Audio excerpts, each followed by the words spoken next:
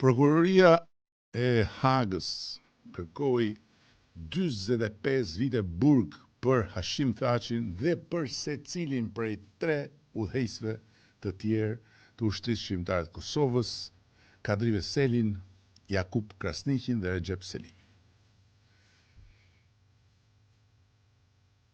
Mu desh dhe më duhet, sinqerisht më duhet kohë të kuptoj se si mund të përballet një gjë e tillë,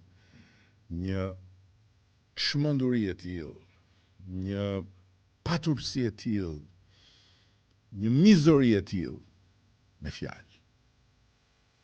Kërkesa për 45 vite burg për të 4 figurat domethënëse të luftës shqiptare ishte një bombë e hedhur mbi popullin dhe mbi Republikën e Kosovës. Një prokuri krejt e padenj, e cila për të marrë në shqyrtim historinë e përgjakshme të luftës shqiptare të Kosovës, bëri 6 vite hetim dhe doli me pretendimin se gjatë viteve 98-99 që kanë kryer krime kundër njerëzimit dhe krime lufte ndaj civilëve. Por nuk ka asnjë ligj ndërkombëtar që lejon dënime mbi pretendime të tilla dhe pa asnjë provë të qartë se ekziston një plan dhe një forcë e organizuar për të sulmuar dhe për t'u marrë jetën civilëve si të tillë, pse janë civil. Po ashtu nuk ka asnjë lloj ligjësie dhe asnjë ligj ndërkombëtar që i hap rrugën dënimit të një udhëheqësi në një luftë shqiptare vetëm se ka qenë udhëheqës. Ama pa provuar se ka dhënë urdhra për të sulmuar civilët, se ka pasur kontroll real mbi të gjitha formacionet luftarake në territor të një ushtrie çlirimtare në emër, por të një tërësie forcash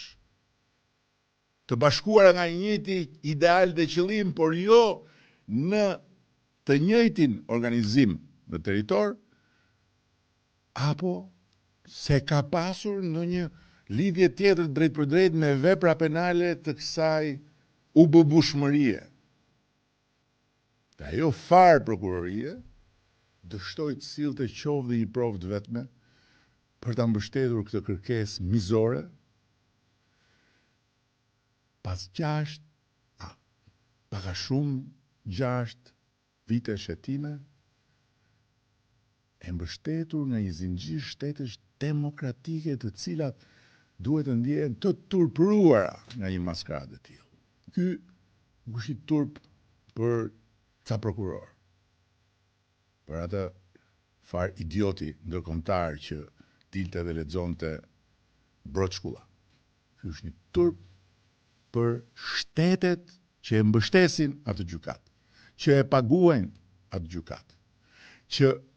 mundsojnë rroga maramëndse për personazhe të kësaj ignorance